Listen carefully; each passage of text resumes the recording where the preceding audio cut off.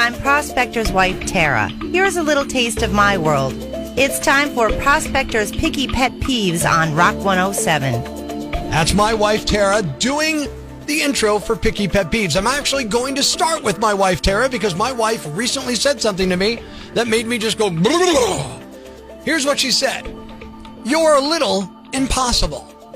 Of course, I jumped right on that. Hey, you can't be a little impossible. It's like an on-off switch. There are no degrees of impossibility. It's either impossible or it's possible. Really? Another thing that gets me going, people who don't realize other people exist on this mortal coil.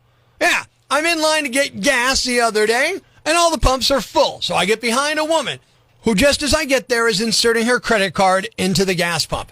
She starts pumping the gas, then gets in the car, which is dangerous because as she slides her backside out of the car, she'll create static, which could spark a fire and destroy us all. But that's not what got me mad. What got me mad is as soon as she's done pumping the gas, she puts the gas nozzle back into the pump, she turns the cap on her car, and then locks the car and walks to the store, leaving her car by the pump. Now, there are spots in front of the store that she could have used. Normally, I would advocate a little exercise, but not when all the pumps are full and you're stopping somebody else from pumping gas. Get in the car, drive to a spot, then go into the store, you idiot. Nobody cares. They're talking about the weather in Seattle, and there's a woman on TV saying, well, we recently had weather move through. Yeah, nice job, yambag. There's always weather. Weather is the state of the atmosphere. Sunny and pleasant is weather. Just as much as a rainstorm, you moron! Seriously? You think that was bad? Try living with him. Love you, honey. Mean it. Musical. Yeah, you heard it right. I mean, come on. I think of revolution of musical theater. I immediately think, let's take an 80s classic film, slap some jazz hands on it, and we're off. You can just imagine the board meeting now. Bunch of guys in suits. What's hot with the kids these days? TikTok? No, let's dig up some old hits and milk them dry.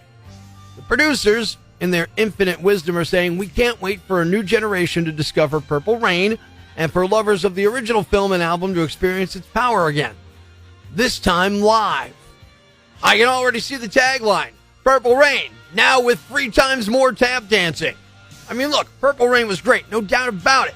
But turning it into a Broadway musical, it's like turning The Godfather into a puppet show. Wait, I better stop before I give somebody an idea. But hey, who needs originality when you can just rehash the past? It's like Broadway's stuck in a time loop and we're all forced to watch Groundhog Day the musical on repeat. I can already hear the critics. It's a timeless classic. Yeah, just like the original movie, which is probably playing in somebody's VHS in a dusty basement somewhere. Broadway. Come on, I love Prince as much as the next person. Probably more. But turning Purple Rain into a musical, it's like putting mustard on a steak. It's sacrilegious. Leave the classics alone. Put Purple Rain where it belongs in the pantheon of timeless films, not a stage with people doing pirouettes to When Doves Cry.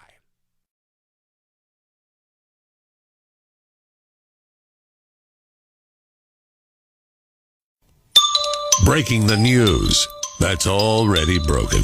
It's time for Prospector's Briefs on Rock 107. The missing part of the Alaska Airlines aircraft that blew off mid-flight has been found in the backyard in Portland. It's already been converted into a craft brewery. Pornhub blocked Montana over the state's new age verification law. It's bad news for the producers of the new porn series Yellowbone. Yesterday, 2 NFL coaches were asked not to return to their jobs, as was one Golden Globes host. It's 60 Minutes meets Gone in 60 Seconds. Tune in tomorrow for Prospector's Briefs on Rock 107. Help Prospector learn from his mistakes. It's time for Am I a Jerk on Rock 107. All right, am I a jerk?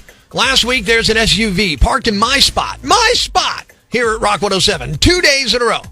I have an assigned spot. There are signs at the parking lot that say unauthorized parkers may be towed. Second day the car's there, I pull my car up perpendicular to his trunk, as close as I can get it, and I leave it there. Maybe you saw the picture on my Facebook, facebook.com/angryprospector. I left a note that read, rather than have you towed, I just blocked you in, call me and I'll move my car. Left my number on the note, stuck it under his wiper, went into work. Couple hours later, I get a call from a number I don't recognize. It's the guy, a little mad, but trying to hide it, asking if I'll move my car so he can get to work. I say, sure, I'll be down to move my car. I finish up working on a commercial that I was doing, and then I head down. But now it's a couple minutes later. He's fuming. What took you so long? I need to get to work. I said, I was doing my work, and since you parked in my spot in a lot in which you don't belong, I figured you inconvenienced me. You should be inconvenienced too. Now, he probably would have decked me or something, but I think he just wanted to get out of there and go to work. But he did flip me the bird as I moved my car away from his SUV as he pulled out. I thought, man, maybe I took it too far. So I ask you, am I a jerk? On to the rock lines, Ed from Scranton. What do you think, buddy? Absolutely not a jerk for that. How would you have done how would you have handled that? Know what I would have done, Prospector? I would have flattened his tires. Got one from Open Mike on the Rock 107 app. Am I a jerk? No, he's the jerk. How self-absorbed was that guy? He's late for work. The nerve of some people. Yeah, you wouldn't be late if you weren't parking where you didn't belong. Christine says you're not a jerk. Too bad about him. He deserves to wait. Bill says very petty and a little bit of a jerk. Why not leave him a note warning him or her that they could be towed? Open Mike on the Rock 107 app. Am I a jerk? Kind of a jerk. I saw the picture on Facebook. There were empty spots. You should have parked in one and let the company handle the guy. Art from West Pittston checking in on the Rock lines. Art, what do you think? Am I a jerk? I just wanted to say you're my idol, brother. Listen, people think they can do whatever they want nowadays. They park where they want. They do 30 miles an hour in the left-hand lane on the highway. You are my idol, brother. That was awesome, man. I'm glad Art is with me on that. Faith says he won't be there again. You could have made him wait longer and informed him to call his job as he might be a little late. You are not a jerk. Christina, not a jerk. But I'd be looking at my car really closely because if he's a jerk, might key you or put less air in your tires. Who knows? He knows where you park daily. There's too many crazies out there. On to the Rock lines. Karen, am I a jerk? Rock 107. No, you are definitely not a jerk. You handled it very well by putting the note on his vehicle, and I'm very proud of you. She's proud of me. Gladys says, I think you were nicer than I would be. I would have had his car towed day 2. And Chris, a bit, but him being there was the bigger jerk move.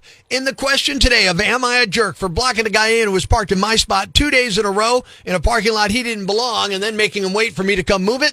The answer is, and by a pretty good majority, according to you, Northeast PA, no, I am not a jerk.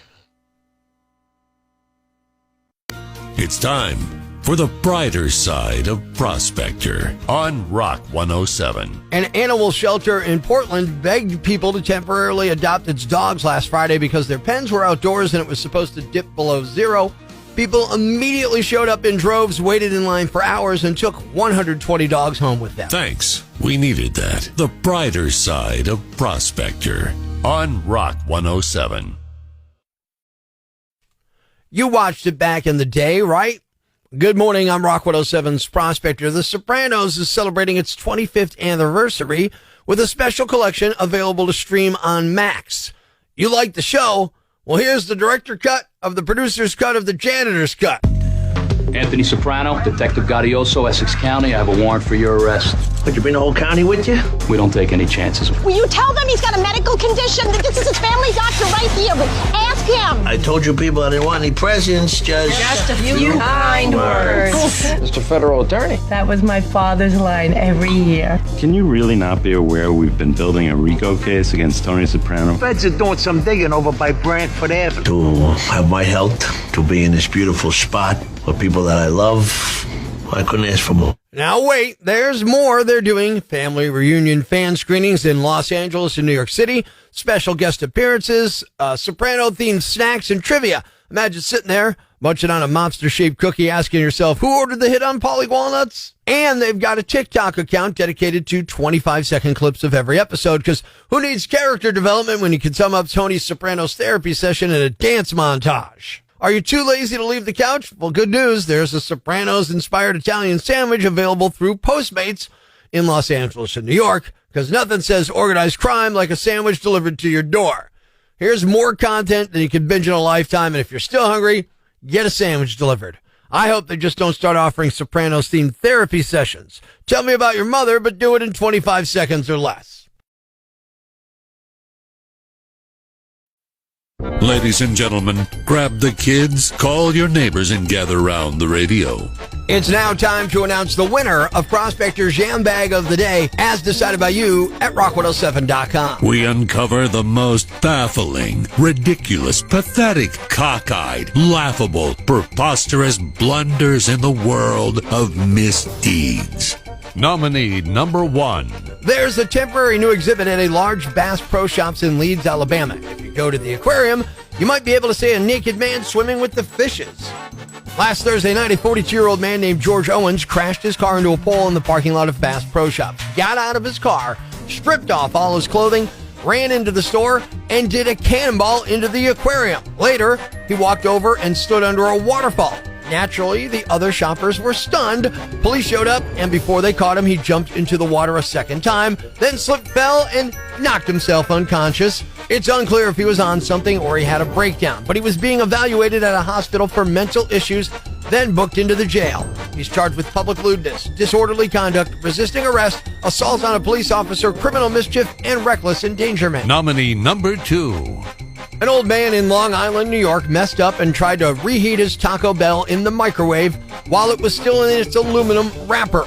So the man went back to Taco Bell and made a big scene, berating the employees and demanding they repay him for the tacos and his microwave, which he says blew up. Then he really lost his cool because he saw one of the employees smile, so he slapped the guy hard.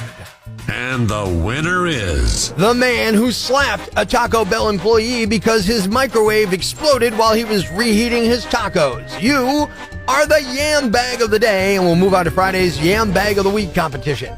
Keep it here for all the nominees for Prospector's Yam Bag of the Day, weekday mornings on Rock 107. Prospector's Prime Cuts podcast. Be sure to catch us live weekdays from 5:30 to 10 a.m. on Rock 107 or online at rock107.com or the Rock 107 app. A free download for your Android or iPhone. Subscribe to the podcast on Apple Podcasts, Google Podcasts, Spotify, Stitcher Radio, or wherever you get your podcasts so you never miss Prospector's Prime Cuts.